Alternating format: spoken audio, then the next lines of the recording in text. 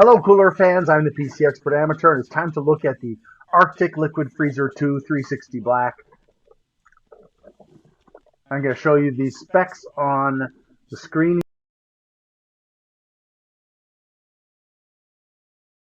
Let's take a look at what's inside. Just like the Arctic Liquid Freezer 3, this one is packed in all cardboard. The mounting material are all in this box, and we've got MX5, which was pulled from circulation, or not circulation, but it was pulled from production because they had too many inconsistent batches that did poorly. So we got all the standard stuff in here, frames and nuts and bolts and stuff. And this is the water block, and for some reason, people either love it or hate it. It has a very, very tiny VRM fan right here, as you can see. You can see that it blows this way. It also blows on both sides so that it will cool off components that are in the path of that air.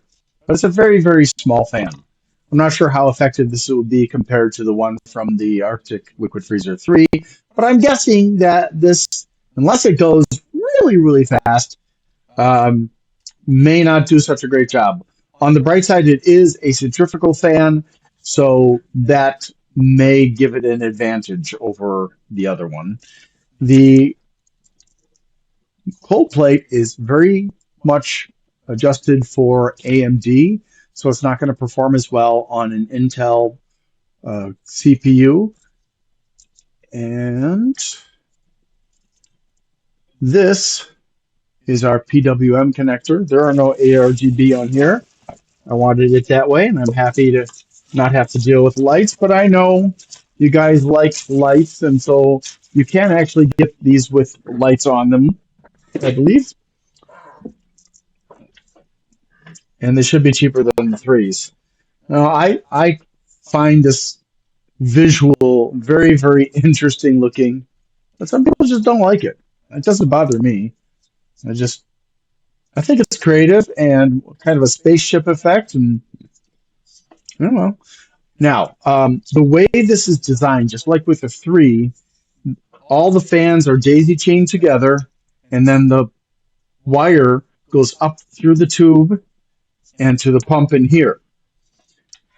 Now, in theory, you could disconnect it, but why?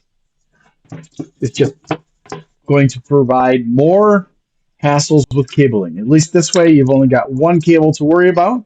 So I'm going to just plug this in right now, and we will find out what everything sounds like using this microphone, which seems to be somewhat better at picking up the full range. And you may also hear the fans.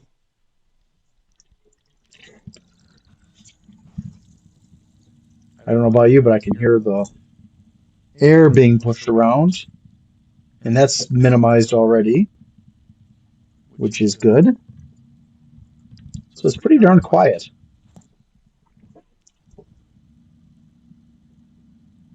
Yeah. Now, let's try it this way.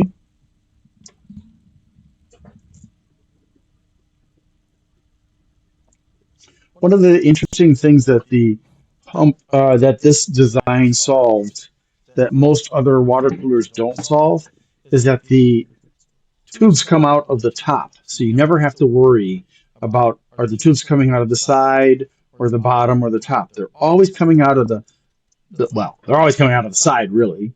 So you never have to be worried about that. And that is, in my mind at least, a plus, as long as the design is correct so that air can't get stuck in there with it being like that. Now, yeah, it's very quiet now because all of the air is getting trapped in the radiator. The fans are not particularly loud. These are the same fans that they used on the 3. And just like with the 3, There isn't a lot of air moving through the radiator, although I would say that there's more air moving through this one than there was on the three. But I tried that one yesterday, and so it could be that my memory is deceiving me. But it's not. They're not very loud. Now, what I'm going to do here is I'm going to slow them down to the minimum, and we're going to see what they sound like at various speeds.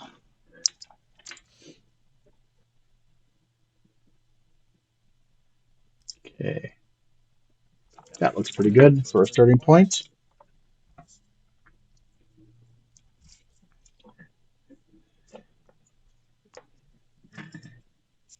Now, I hear a harmonic resonance. Let's see if I can get it lower or not.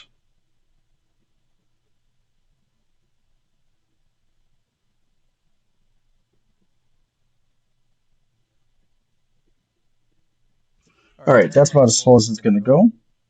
And at this point, there is a harmonic resonance. And there are actually two different tones, a low one and a medium one. There's the low, medium, low,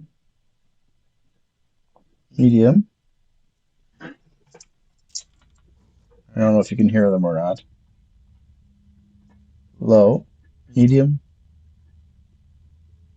medium, low, low, low.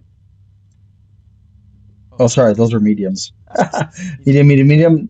Now there's a low and a medium after that. Another low, another medium, and a low, medium.